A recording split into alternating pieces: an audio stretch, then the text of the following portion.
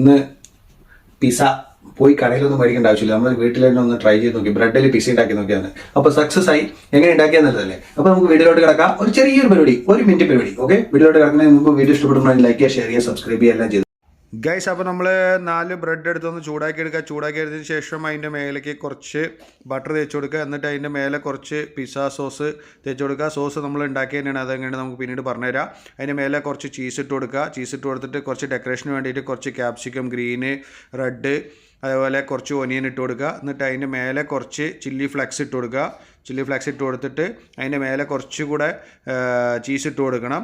Cheese ഇട്ട് കൊടുത്തിട്ട് നമ്മൾ ഒരു 5 മിനിറ്റ് അടച്ച് വെച്ചിട്ട് വേവിച്ചാൽ മതി. അടച്ച് വെച്ച് വേവിച്ച് കഴിഞ്ഞാൽ നിങ്ങളുടെ പിസ്സ റെഡിയാവും. എന്നിട്ട് നമുക്ക് ടേസ്റ്റ് ചെയ്ത് നോക്കാം. ഓക്കെ ഗായ്സ്, പിസ്സ റെഡി ആയിട്ടുണ്ട് ഗായ്സ്. അപ്പോൾ നമ്മളുണ്ടല്ലോ പിസ്സ പൊട്ടിച്ച് കഴിക്കാൻ പോവാണ്. ഇത് നോക്കി നൂലുണ്ട്, എന്താ ഇങ്ങനെ വരണം പിസ്സ.